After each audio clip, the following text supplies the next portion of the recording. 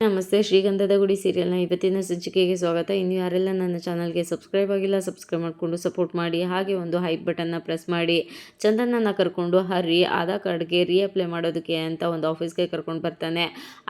ಅಲ್ಲಿ ಏನಾಗಬೇಕಿತ್ತು ಅಂತ ಕೇಳಿದ್ದಕ್ಕೆ, ಸರ್ ಹೊಸ ಆಧಾರ್ ಕಾರ್ಡ್ಗೆ ಅಪ್ಲೈ ಮಾಡಬೇಕಿತ್ತು, ಒಂದು ಅಪ್ಲಿಕೇಶನ್ ಕೊಡಿ ಅಂತ ಹೇಳಿದ್ದಕ್ಕೆ, ಫಸ್ಟ್ ಟೈಮ್ ಮಾಡಿಸ್ತಾ ಇರೋದು ಕೇಳ್ತಾರೆ. ಇಲ್ಲ ಸರ್, ಅದು ಆಧಾರ್ ಕಾರ್ಡ್ ಮಿಸ್ ಆಗಿದೆ ಅಂತ ಹೇಳಿದಾಗ, ಸರಿ ಆಯಿತು, ಆಧಾರ್ ನಂಬರ್ಗೆ ಲಿಂಕ್ ಆಗಿರೋ ಅಂಥ ಮೊಬೈಲ್ ನಂಬರ್ ಹೇಳಿ ಅಂತ ಹೇಳಿದ್ದಕ್ಕೆ, ಇಲ್ಲ ಸರ್ ಆ ನಂಬರೂ ಕಳೆದೋಗಿದೆ, ಅದು ಫೋನ್ ಕಳೆದೋಯ್ತು, ಆವಾಗ ಆ ಸಿಮ್ಮನ್ನು ಕಳೆದೋಗ್ಬಿಟ್ಟಿದೆ ಸರ್ ಅಂತ ಹೇಳಿದ್ದಕ್ಕೆ, ಸರಿ ಆಯಿತು ಡೂಪ್ಲಿಕೇಟ್ ಸಿಮ್ ತೊಗೊಳ್ಳಿ ಹೋಗಿ ಅಂತ ಹೇಳಿದ್ದಕ್ಕೆ, ಇಲ್ಲ ಸರ್ ಅಲ್ಲೂ ಆಧಾರ್ ಕಾರ್ಡ್ ಕೇಳ್ತಾ ಇದ್ದಾರೆ ಅಂತ ಹರಿ ಹೇಳ್ತಾನೆ. ಅದಕ್ಕೆ ಆಧಾರ್ ಕಾರ್ಡೇ ಬೇಕು ಅಂತ ಏನಿಲ್ಲ, ಸಿಮ್ ಕಾರ್ಡ್ ತೊಗೊಳಕ್ಕೆ ಬೇರೆ ಪ್ರೂಫ್ ಆದರೂ ನಡೆಯುತ್ತೆ, ಹೋಗಿ ಆ ಪ್ರೂಫ್ನ ಕೊಟ್ಟು ತೊಗೊಳ್ಳಿ ಅಂತ ಹೇಳಿದಾಗ, ಇಲ್ಲ ಸರ್ ಅದು ಏನಾಯಿತು ಅಂತ ಅಂದರೆ, ನಾನೊಂದು ಟ್ರಿಪ್ಗೆ ಹೋಗಿದ್ದೆ, ಅಲ್ಲಿ ನನ್ನ ಬ್ಯಾಗೇ ಕಳೆದೋಯ್ತು, ಹಾಗಾಗಿ ಯಾವುದೇ ರೀತಿಯ ಪ್ರೂಫ್ ಇಲ್ಲ ಅಂತ ಚಂದನ ಹೇಳ್ತಾಳೆ. ಅದಕ್ಕೆ ಹೀಗಂದರೆ ಹೇಗೆ ಮೇಡಮ್, ಯಾವುದೇ ರೀತಿ ಪ್ರೂಫ್ ಇಲ್ಲದೇ ನಾವು ಆಧಾರ್ ಕಾರ್ಡ್ನ ಕೊಡೋಕ್ಕಾಗೋದಿಲ್ಲ ಅಂತ ಹೇಳಿದಾಗ, ಹರಿ ಸರ್ ಸ್ವಲ್ಪ ಟ್ರೈ ಮಾಡಿ ಸರ್, ಅವ್ರಿಗೆ ತುಂಬ ಎಮರ್ಜೆನ್ಸಿ ಇದೆ, ಇದು ಅವ್ರ ಲೈಫ್ ಪ್ರಶ್ನೆ ಅಂತ ಹೇಳ್ತಾರೆ. ಅದಕ್ಕೆ ಅವಕ್ಕೆ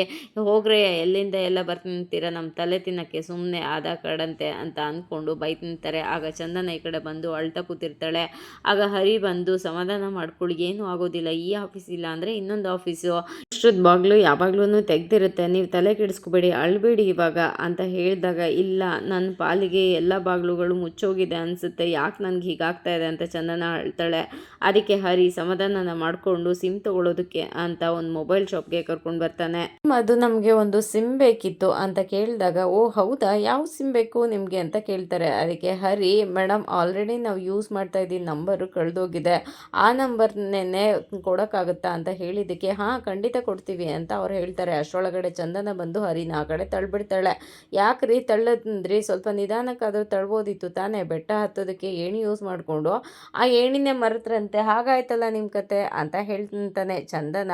ಅದು ಮೇಡಮ್ ಅದೇ ನಂಬರ್ ಬೇಕು ಅಂತ ಹೇಳಿದಾಗ, ನಂಬರ್ ಹೇಳಿ ಮೇಡಮ್ ಅಂತ ಅವ್ರು ಕೇಳ್ತಾರೆ. ಅದಕ್ಕೆ ಚಂದನ ನಂಬರ್ ಹೇಳ್ತಾಳೆ. ಅದಾದಮೇಲೆ ಒಂದು ನಿಮಿಷ ಮೇಡಮ್ ನಾನು ಚೆಕ್ ಮಾಡ್ತೀನಿ ಅಂತ ಹೇಳಿಬಿಟ್ಟು ಚೆಕ್ ಮಾಡಿ, ಮೇಡಮ್ ಅದು ಮುಂಚೆ ಮಹಾಬಲ್ ಅವರನ್ನವ್ರ ಹೆಸರಲ್ಲಿತ್ತು, ಇವಾಗ ನಾರಾಯಣ ಮೂರ್ತಿ ಅನ್ನೋರ ಹೆಸರಲ್ಲಿದೆ ಅಂತ ಹೇಳಿದಾಗ, ಹರಿ ಮೇಡಮ್ ನೆನ್ಪಿಟ್ಕೊಳ್ರಿ, ನಮಗೆ ಬೈದಿದ್ದ ವ್ಯಕ್ತಿ ಹೆಸರು ನಾರಾಯಣ ಮೂರ್ತಿ ಅಂತ ಹರಿ ಹೇಳ್ತಾನೆ.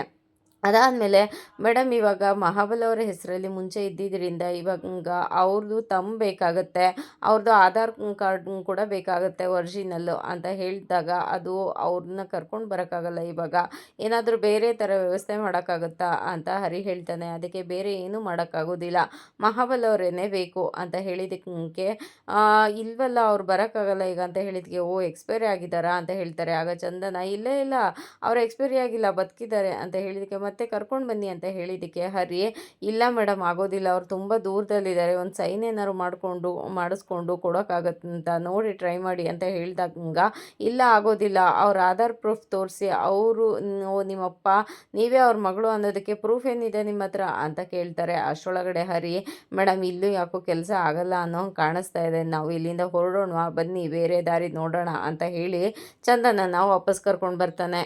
ಬೇಜಾರು ಮಾಡಿಕೊಂಡು ಕಾರ್ ಹತ್ರ ನಿಂತಿರ್ತಾಳೆ. ಆಗ ಅಲ್ಲಿಗೆ ಹರಿ, ನೀರನ್ನ ತೊಗೊಂಡು ಬಂದು, ತೊಗೊಳ್ಳಿ ನೀರು ಕುಡೀರಿ, ಸಮಾಧಾನ ಮಾಡ್ಕೊಳ್ಳಿ, ಏನೂ ಆಗೋದಿಲ್ಲ, ಒಂದು ಚಿಕ್ಕ ಸಿಮ್ ತಾನೇ, ನಾನು ನನ್ನ ಫ್ರೆಂಡ್ಸ್ ಹತ್ರ ಎಲ್ಲ ಬೇರೆ ಥರ ಯಾವ ರೀತಿ ಕಲೆಕ್ಟ್ ಮಾಡ್ಬೋದು ಅಂತ ನಾನು ವಿಚಾರಿಸ್ತೀನಿ, ನೀವು ಆರಾಮಾಗಿರಿ, ನೀರು ಕುಡೀರಿ ಅಂತ ಹೇಳಿದಾಗ, ಏನು ಮಾಡೋದು ಎಲ್ಲ ಕಡೆ ಹೀಗೆ ಆಗ್ತಾ ಇದೆಯಲ್ಲ ಅಂತ ಹೇಳಿದ್ದಕ್ಕೆ, ಏನೂ ತಲೆ ಕೆಡಿಸ್ಕೋಬೇಡಿ, ನೀವು ಕಾರಲ್ಲಿ ಕೂತಿರಿ, ನಾನು ನನ್ನ ಫ್ರೆಂಡ್ಸ್ ಹತ್ರ ಎಲ್ಲ ವಿಚಾರಿಸ್ತೀನಿ ಅಂತ ಹೇಳಿ ಕಾರ್ ಡೋರ್ ಓಪನ್ ಮಾಡಿ ಚಂದನನ್ನ ಅಲ್ಲಿ ಕೂರಿಸ್ಬಿಟ್ಟು ಎಲ್ಲ ಫ್ರೆಂಡ್ಸ್ಗೂ ಕಾಲ್ ಮಾಡ್ತಾನೆ.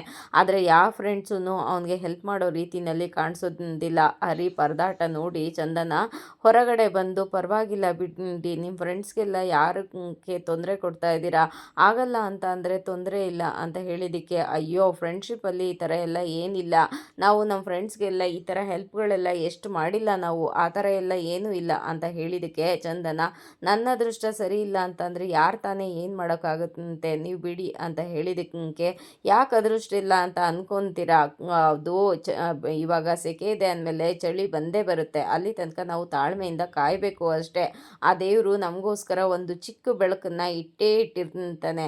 ನಮಗೆ ಒಳ್ಳೇದಾಗೇ ಆಗಿರುತ್ತೆ. ನೀವು ಹೋಪ್ ಕಳ್ಕೊಬೇಡಿ ಅಂತ ಹೇಳ್ದಂಗ ಸರಿ ಆಯಿತು ಹೊರಡೋಣ ಅಂತ ಹರಿಗೆ ಹೇಳ್ತಾಳೆ ಚಂದನ. ಅದಕ್ಕೆ ಸರಿ ಆಯಿತು ಹೋಗ್ತಾ ಏನಾದ್ರು ತಿನ್ಕೊಂಡು ಹೋಗೋಣ ಅಂತ ಹೇಳಿದ್ದಕ್ಕೆ ಬೇಡ ನನಗೆ ಹಸಿವಿಲ್ಲ ಅಂತ ಹೇಳ್ತಾಳೆ. ಇದೇ ಮತ್ತೆ ನನಗೆ ಆಗಲ್ಲ ಅಂತ ಹೇಳೋದು. ನಾನು ಭರವಸೆ ಕೊಟ್ಟಾಯಿತು ತಾನೇ, ಖಂಡಿತ ನಿಮ್ಮ ಸಿಮ್ಗೆ ನಿಮ್ಮ ಆಧಾರ್ ಕಾರ್ಡ್ಗೆ ವ್ಯವಸ್ಥೆ ಮಾಡೇ ಮಾಡ್ತೀನಿ, ತಲೆ ಕೆಡಿಸ್ಕೋಬೇಡಿ ಅಂತ ಹೇಳಿದ್ದಕ್ಕೆ ಸರಿ ಆಯಿತು ಹೊರಡೋಣ ಅಂತ ಹೇಳಿ ಕಾರ್ನಲ್ಲಿ ಕೂತ್ಕೊಂಡು ಇಬ್ರು ಹೊರಡ್ತಾರೆ. ರಾಜ್ ಅವರು ಬಿಸಿ ಮುಟ್ಸಿದ್ದಕ್ಕೆ ಬ್ರೋಕರು ಮನೆಗೆ ಬಂದಿರ್ತಾರೆ. ಅಯ್ಯಯ್ಯೋ ಫೋಟೋ ಬೇರೆ ತಂದಿಲ್ವಲ್ಲ, ಏನಪ್ಪ ಮಾಡೋದು, ಹೇಗಪ್ಪ ತೋರಿಸೋದು, ಇವಾಗ ನಾವು ಎಷ್ಟೆಲ್ಲ ಕಷ್ಟಪಡಬೇಕು, ನಮ್ಮ ಕಷ್ಟ ಇವ್ರುಗಳಿಗೆ ಅರ್ಥನೇ ಆಗಲ್ವಲ್ಲಪ್ಪ ಅಂತ ಮನಸ್ಸಲ್ಲೇ ಅನ್ಕೊತಾ ಇರ್ತಾನೆ ಬ್ರೋಕರು. ಅಷ್ಟರೊಳಗಡೆ ನಟರಾಜ್ ಅವರು ಏನಿದ್ದು ಇವತ್ತೇ ಫೋಟೋ ತೋರಿಸ್ತೀಯಾ ಅಥವಾ ಆಗೋದಿಲ್ವಾ, ನೀನು ಫೋಟೋ ತೋರಿಸೋಷ್ಟರೊಳಗಡೆ ಸಂಜೆ ಆಗುತ್ತೆ, ಇನ್ನು ನೀನು ಫೋಟೋ ತೋರಿಸಿ ಹುಡುಗಿ ಮನೆ ಕರ್ಕೊಂಡು ಹೋಗಿ ನಮಗೆ ಮದುವೆ ಮಾಡಿಸೋಷ್ಟರೊಳಗಡೆ ಅಷ್ಟೇ ಮುಗೀತು, ಲೈಫೇ ಮುಗ್ದೋಗುತ್ತೆ ಅನಿಸುತ್ತೆ ಅಂತ ಹೇಳೋ ಅಷ್ಟರೊಳಗಡೆ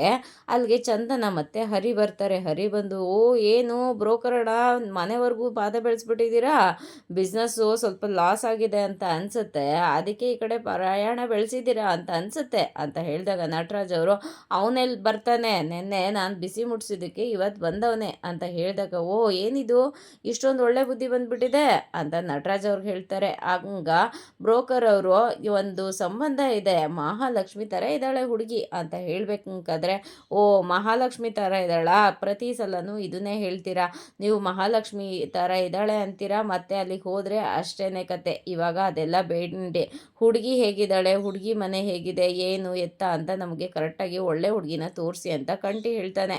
ಅದಕ್ಕೆ ಅಯ್ಯೋ ನೀವು ಹುಡುಗಿನ ನೋಡಿದ್ದೀರಾ ಅಂತ ಹೇಳಬೇಕಾದ್ರೆ ಹುಡುಗಿ ನೋಡಿದ್ದೀವ ಅಂತ ಹೇಳಿದ್ದಕ್ಕೆ ನಟರಾಜ್ ಅವರು ಆ ಹುಡುಗಿಯಲ್ಲಿ ನೋಡಿದ್ದೀವಿ ನಾವು 18 ಮನೆಗೆ ಹೋಗಿರ್ತೀವಿ, ಯಾವ ಹುಡುಗಿ ಅಂತ ನೆನ್ಪಿಟ್ಕೊಳ್ಳೋದು ಅಂತ ಹೇಳಿದಾಗ ಅದೇ ಯಶವಂತಪುರದ ಹತ್ರ ಮತ್ತಿಕೆರೆ ನೆನ್ಪು ಮಾಡ್ಕೊಳ್ಳಿ ಇವಾಗ ಅಂತ ಹೇಳ್ಬೇಕಾದ್ರೆ ಮಹಿ ಅದೇ ಒಡೆ ತೊಟ್ಟಿ ಬೇಯಿಸ್ಕೊಟ್ಟಿದ್ನಲ್ಲ ಅಣ್ಣ, ಆ ಹುಡುಗಿ ಅಲ್ವಾ ಅಂತ ಹೇಳಿದಾಗ ಕರೆಕ್ಟ್ 100% ಕರೆಕ್ಟ್, ಅದೇ ಹುಡುಗಿ ಅಂತ ಬ್ರೋಕರ್ ಹೇಳ್ತಾರೆ.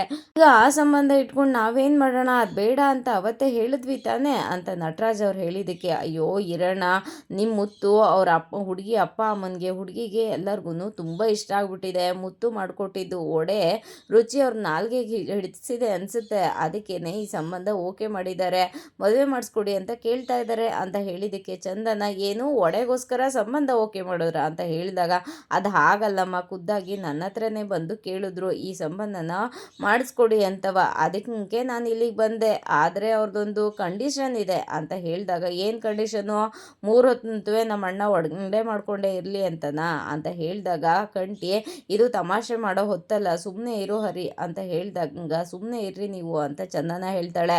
ಹಂಗ ಏನು ಹೇಳಿ ಬ್ರೋಕರ್ ಅಂತ ಹೇಳಿದ್ದಕ್ಕೆ ಆದರೆ ಅವ್ರದ್ದೊಂದು ಕಂಡೀಷನ್ ಇದೆ ಅಂತ ಹೇಳ್ತಾರೆ.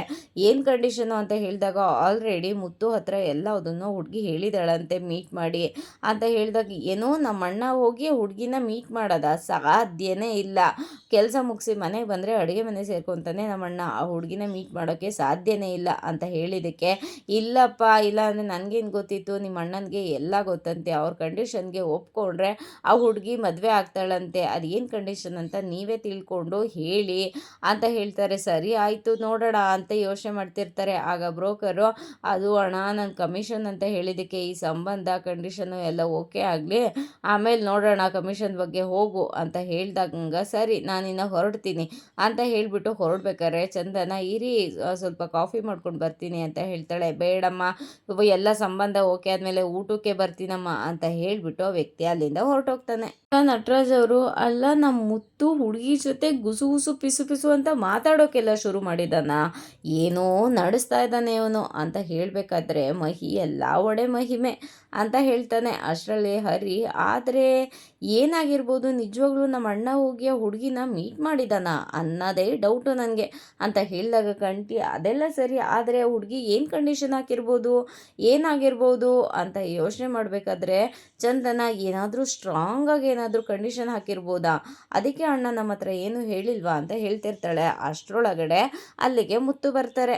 ಇದು ಏನೋ ಗುಮ್ ಕಟ್ಕೊಂಡು ಏನೋ ಮಾತಾಡ್ತಾ ಇದ್ದೀರಾ ಏನು ಸಮಾಚಾರ ಅಂತ ಕೇಳಿದ್ದಕ್ಕೆ ಹರಿ, ಏನಣ್ಣ ಇದು, ನೀನು ಸಾಮಾನ್ಯದವನು ಅಂತ ಅಂದ್ಕೊಂಡಿದ್ದೆ, ಆದರೆ ನೀನು ನಟ ಭಯಂಕರ ಅಂತ ಇವಾಗಲೇ ಗೊತ್ತಾಗಿದ್ದು ಅಂತ ಹೇಳಿದಾಗೆ, ಏನೋ ಹೇಳ್ತಾ ಇದೆಯಾ ಹರಿ, ನಾನೇನೋ ಮಾಡಿದೆ ಅಂಥದ್ದು ಅಂತ ಹೇಳಿದಾಗ, ಅಯ್ಯೋ ಅಣ್ಣ ಇವಾಗ ತಾನೇ ಸುಸ್ತಾಗಿ ಬಂದಿದ್ದಾರೆ, ಇವಾಗಲೇ ಅದೆಲ್ಲ ಕೇಳಬೇಕಾ ಅಂತ ಹೇಳಿದ್ದಕ್ಕೆ, ಏನಮ್ಮ ಅದು ಅಂತ ಕೇಳ್ತಾರೆ.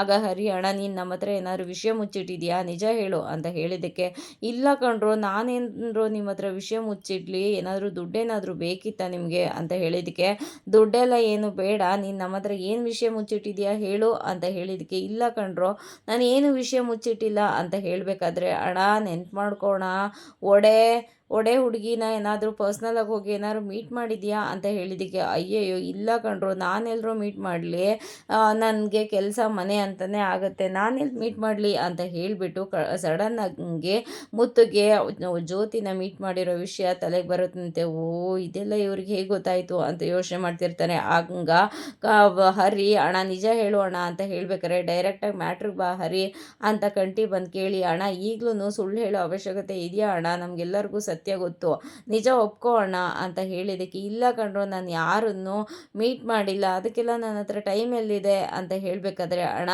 ಇಲ್ಲಿ ಮನೆಯಲ್ಲಿ ಹರಿ ಒಬ್ಬ ಸುಳ್ಳು ಹೇಳ್ತಾನೆ ಅಂತ ಅಂದ್ಕೊಂಡಿದ್ದೆ, ಇವಾಗ ನೀನು ಶುರು ಮಾಡ್ಕೊಂಡ್ಯಾ ಅಂತ ಹೇಳಿದಾಗ ಹರಿ ಕೋಪ ಮಾಡಿಕೊಂಡು, ಏಯ್ ಇಲ್ಲಿ ನಡೀತಾ ಇರೋ ಮ್ಯಾಟ್ರೇನು, ನೀನು ನನ್ನ ವಿಷಯ ತೊಗೊಂಡು ಬೇರೆನೇ ಮಾತಾಡ್ತಾ ಇದೀಯಾ ಅಂತ ಜಗಳಕ್ಕೆ ಹೋಗ್ತಾನೆ. ಆಗ ಮಹಿ, ನೀವಿಬ್ಬರು ಸ್ವಲ್ಪ ಸುಮ್ಮನೆ ಇರ್ತೀರಾ ಅಂತ ಹೇಳ್ದಾಗ, ನೋಡು ಅಂತ ಹೇಳಿದ್ದಕ್ಕೆ ಕಂಟಿಗೆ ಮಹಿ ಬೈತಾನೆ, ನಿನ್ನಿಂದನೇ ಅಣ್ಣ ಅವನಿಗೆ ಈಗ ಬೇಜಾರಾಗಿದ್ದು, ನೀನು ಸ್ವಲ್ಪ ಸುಮ್ಮನೆ ಇರು ಅಂತ ಹೇಳಿದಾಗ ಕಂಟಿ ಚಂದನ ಹತ್ರ ಸಾರಿ ಅದಕ್ಕೆ ಅಂತ ಕೇಳ್ತಾನೆ. ಅದಕ್ಕೆ ಅಲ್ಲೇನು ಕೇಳ್ತಾ ಇದೀಯ, ಇಲ್ಲಿ ಕೇಳು ಅಂತ ಹರಿ ಹೇಳಿದ್ದಕ್ಕೆ, ನಾನು ಕೇಳಲ್ಲ ಕಣೋ ನಿನ್ನ ಹತ್ರ ಅಂತ ಇಬ್ಬರು ಜಗಳಕ್ಕೆ ಹೋಗ್ತಾರೆ. ಆಗ ಮಹಿ, ನೀವಿಬ್ಬರು ಸ್ವಲ್ಪ ಸುಮ್ಮನೆ ಇರ್ತೀರಾ ಅಂತ ಹೇಳಿಬಿಟ್ಟು, ಅಣ್ಣ ನೀನು ಹೇಳೋಣ ಇವಾಗ ಅಂತ ಹೇಳಿದ್ದಕ್ಕೆ, ನೋಡ್ರೋ ಇವಾಗ ಅದಕ್ಕೆಲ್ಲ ನನ್ನ ಹತ್ರ ಟೈಮ್ ಇಲ್ಲ, ಅದೆಲ್ಲ ಹಳೆ ವಿಷಯ ಕಂಡ್ರೋ, ಇವಾಗ ಬಿಡ್ರೋ ಅಂತ ಹೇಳಿದ್ದಕ್ಕೆ ಚಂದನ, ಅಣ್ಣ ನೀವು ಆ ಹುಡುಗಿನ ಮೀಟ್ ಮಾಡಿರೋ ವಿಷಯ ನಮಗೆ ಗೊತ್ತಾಗಿದೆ, ನಿಜ ಹೇಳಿ ಅಣ್ಣ ಅಂತ ಹೇಳಿದ್ದಕ್ಕೆ, ಈಗ ಅದೆಲ್ಲ ಹಳೆ ವಿಷಯ, ಅದನ್ನೆಲ್ಲ ಕೆದಕ್ಬಿಡಿ, ಅದೆಲ್ಲ ನನಗೆಲ್ಲರೂ ನೆನಪಿರುತ್ತೆ, ಬಿಡ್ರೋ ನನ್ನನ್ನು ಅಂತ ಹೇಳಿಬಿಟ್ಟು ನಾನು ಅಡುಗೆ ಮಾಡಬೇಕು ಅಂತ ಒಳಗಡೆ ಹೊರಟೋಗ್ತಾರೆ. ಆ ಕಡೆ ಹೋಗ್ತಿದ್ದಂಗೆನೆ ಇವ್ರ ಮೀಟಿಂಗ್ ಶುರುವಾಗುತ್ತೆ. ಹರಿ ಮಹಿನ ಕರಿತಾನೆ, ಬಾರೋ ನೀನಿಲ್ಲಿ ಅಂತ ಹೇಳ್ತಾನೆ.